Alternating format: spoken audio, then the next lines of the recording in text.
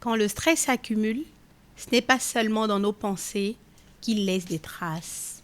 Il se faufile dans nos intestins, bouleverse notre équilibre et parfois nous fait mal sans qu'on ne connaisse les raisons.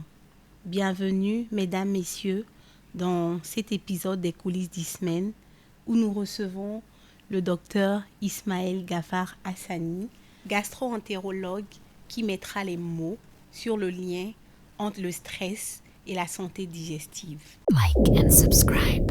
Docteur Hassani, bienvenue. Merci Ismaël, bonjour chers internautes.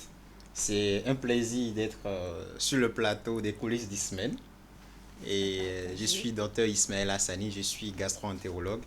Et la gastro-entérologie, c'est la spécialité médicale qui s'occupe du diagnostic, du traitement et de la prévention des maladies du tube digestif. Like and subscribe. Et pour arriver à ce stade, donc le stade de gastro-entérologue, comment ça se fait? On sait qu'il faut faire de la généralité. C'est combien d'années? Parle-nous un peu de ton parcours, docteur Hassani. Alors, pour être gastro-entérologue, comme tu l'as dit, il faut d'abord faire des études de médecine générale qui durent en moyenne 7 à 8 ans en fonction des universités.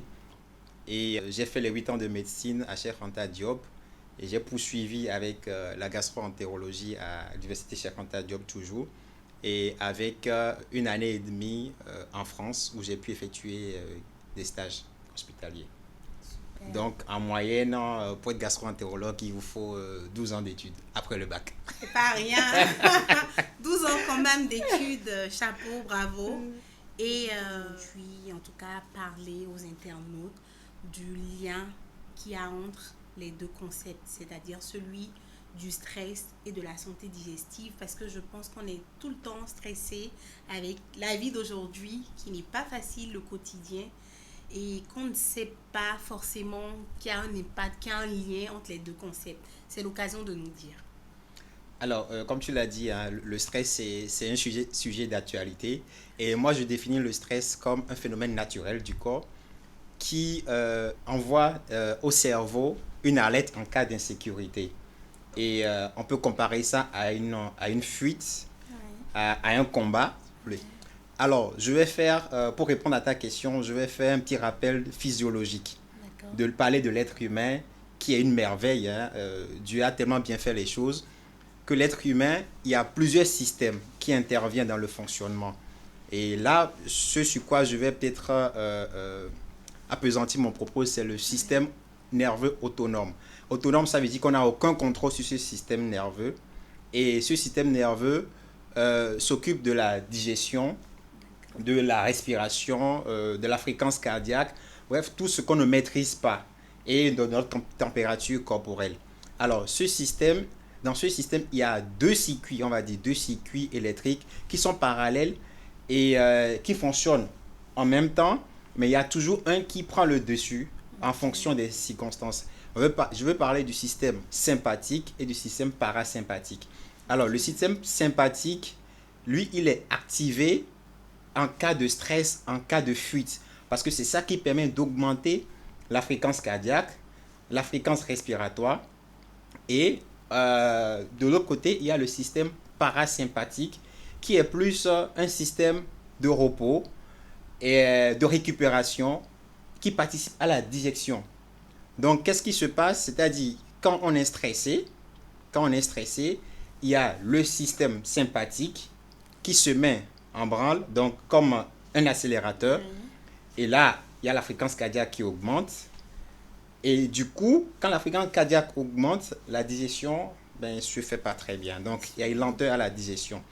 Voilà à peu près. Et derrière tout ça, nous avons remarqué également que il y a l'hormone, c'est-à-dire quand il y a la fuite, il y a de l'énergie qu'il faut pour pouvoir gérer cette fuite-là, pour pouvoir faire cette course. Pour pouvoir accélérer, il y a de l'énergie et il y a des organes, c'est-à-dire il y a des glandes surrénales, comme le nom le dit, qui sont au-dessus des reins, qui sécrètent le cortisol, cette hormone qui permet de fournir de l'énergie. Donc, dans un premier temps, nous, on va plus parler du stress chronique parce que là, qu'est-ce qui se passe?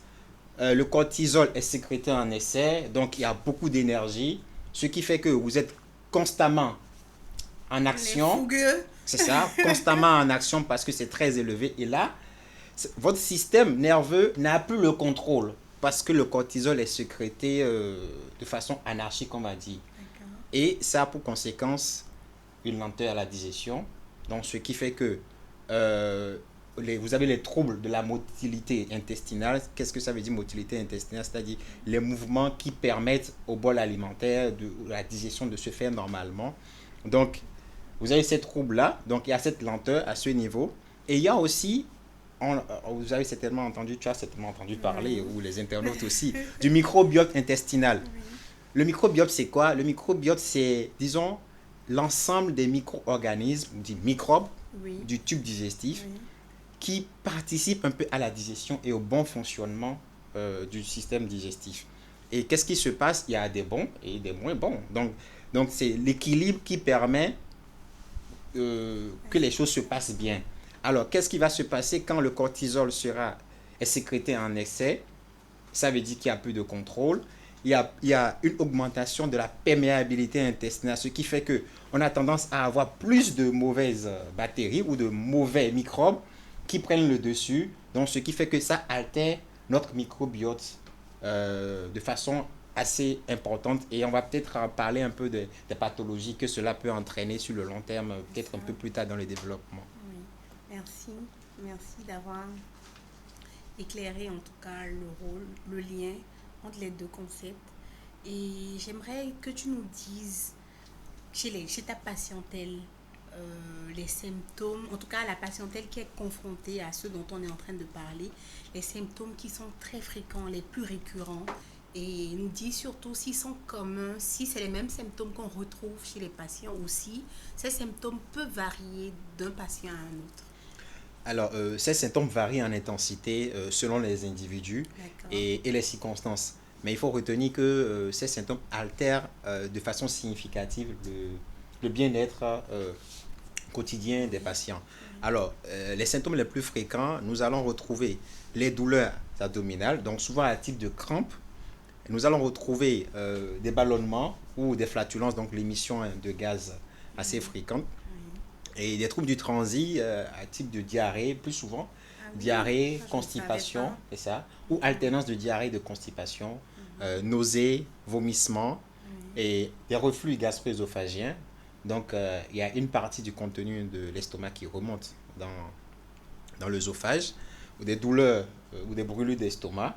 Et une digestion laborieuse, on a parlé un peu du système parasympathique. Donc, une digestion laborieuse avec une impression de lourdeur après les repas et également une plus grande sensibilité alimentaire. Like and subscribe. Et j'aimerais bien que tu nous parles également des conséquences du stress sur le long terme. Alors, je dis que le stress a des conséquences néfastes sur tout l'organisme et à long terme, bien sûr. Et je vais parler de tous les organes, de toutes les conséquences. Mais effectivement, je vais commencer par le système digestif. Fais-toi plaisir. La charité bien ordonnée. Donc, il y a le syndrome de l'intestin irritable qu'on appelle communément colopathie fonctionnelle. Et cette particularité, enfin la particularité de cette affection, c'est que il y a un fond de stress assez important. Et il y a des douleurs abdominales, donc la colopathie fonctionnelle, c'est la douleur abdominale et des troubles du transit, donc une modification de la fréquence des selles. Je pense qu'on a un peu parlé des symptômes tout à l'heure. Et chez certaines personnes, on remarque qu'il y a une exacerbation de ces symptômes quand elles sont sous stress de façon permanente. Donc, il y a le syndrome de l'intestin irritable, il y a le reflux gastro-œsophagien, il y a les maladies inflammatoires chroniques de l'intestin, donc maladie de Crohn ou la rectocolite hémorragique. Et après, nous allons aborder le cœur et les vaisseaux. Donc, l'hypertension artérielle, parce qu'on a dit tout à l'heure, quand on se rappelle, il y a le système sympathique qui est en branle, donc forcément, la fréquence cardiaque qui augmente, la tension artérielle qui augmente, donc on a une hypertension artérielle, et quand on dit hypertension artérielle, il y a ces conséquences qui suivent infarctus du myocarde, accidents vasculaires cérébraux, AVC, donc il y a ça. Et il y a un dérèglement du système immunitaire parce qu'on a dit tout à l'heure, le microbiote participe un peu au système immunitaire, donc au système de défense. Oui. Donc il y a une altération du microbiote, donc ce qui fait qu'il y a un dérèglement du système immunitaire avec la survenue de maladies auto-immunes. C'est-à-dire que quand vous êtes constamment stressé, c'est comme il y a un danger permanent. Donc ce qui fait que votre organisme lutte contre lui-même à un moment donné parce qu'il se sent constamment attaqué. C'est ça. Et il y a les migraines parce que vous ne dormez pas bien, parce que vous êtes tout le temps, le cortisol est sécrété à fond pour être utilisé comme de l'énergie, mais même au repos, donc ce qui fait que vous avez des migraines, vous avez des douleurs et des crampes musculaires, des troubles du sommeil, ça s'explique, et des troubles de la mémoire parce que vous n'arrivez pas à avoir un sommeil récupérateur et une baisse de la concentration. Et irritabilité, dépression, voire même burn-out, et des troubles du comportement alimentaire, donc anorexie ou bien boulimie, parce que le cortisol, on veut de l'énergie, donc il faut manger et on mange souvent, c'est ça. Et ce qu'on mange, c'est ça. Donc on mange pas bien, donc ce qui fait que on peut prendre du poids, on peut être boulimique. Et il y a aussi la baisse de la libido et des troubles des règles chez la femme.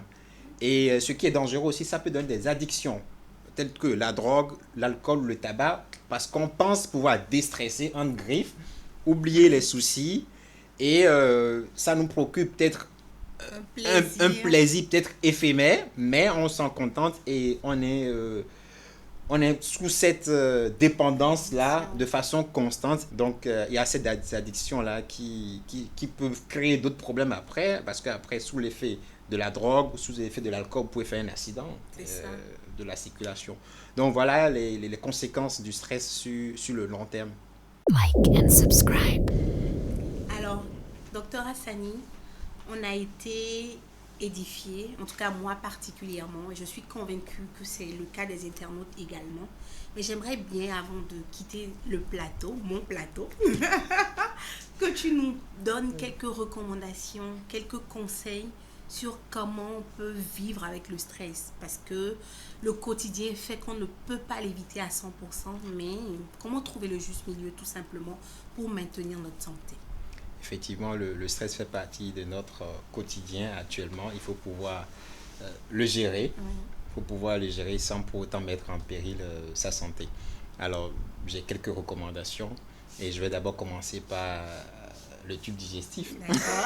comme depuis le début. Et alors, ce que je dirais, déjà instaurer un rituel, donc manger à horaires réguliers. L'idéal, c'est faire 3 repas principaux par jour, avec éventuellement une collation. Et il faut avoir une alimentation équilibrée, donc riche en fruits et légumes, et avec un apport suffisant d'eau. Il faut en moyenne 1,5 litre d'eau par jour, en fonction aussi des activités physiques que vous allez pratiquer. Il faut prendre le temps de manger, ce qui nous manque ces derniers jours. Prendre le temps de manger et de bien mastiquer les aliments, et ce qui va faciliter la digestion et va forcément réduire les ballonnements. Et il faut être entouré de personnes bienveillantes, à l'écoute, et ne pas hésiter à demander de l'aide. C'est très important. Et il faut écouter son corps, apprendre à se connaître et se reposer lorsque c'est nécessaire pour pouvoir faire des activités qui vous font plaisir, telles que la méditation, la peinture, ou bien la lecture pour ceux qui aiment lire, et pratiquer une activité physique de façon régulière en fonction de vos envies et de vos capacités. Donc, je sais que tu fais de la natation, on peut faire de la marche également ou du vélo. Le but, c'est pas d'aller compétir, hein, c'est pas d'aller courir le marathon, mais pouvoir bouger de façon régulière et se faire accompagner si possible. Donc, un suivi médical peut être nécessaire et doit se faire dans un cadre pluridisciplinaire. Donc, il faut le gastro-entérologue, si vous avez forcément des troubles digestifs. Il faut le psychologue et peut-être même le diététicien ou la diététicienne. Toutes ces personnes-là peuvent vous accompagner à mieux gérer votre assiette et votre quotidien et votre santé mentale également. Et il faut avoir une bonne qualité de sommeil. Ça aussi, c'est très important. Donc, je pense avoir dit l'essentiel. Et j'espère que ça va aider les internautes, ceux qui nous suivent, pour toujours garder la bonne forme et pouvoir mieux gérer le stress dans notre vie d'adulte, comme on le dit. La vie d'adulte, adulthood. Like and subscribe. Merci Gafar pour le temps accordé.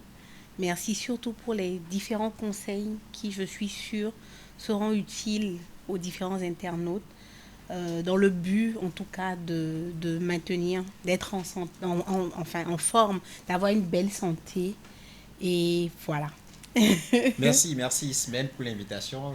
C'est un plaisir. Le plaisir est pour moi. Voilà, c'est un plaisir de partager connaissances avec les internautes. Et nous avons eu un bel échange. Et au passage, tu as une belle tenue. Merci beaucoup. Voilà, nous remercions tous ceux qui nous ont suivis.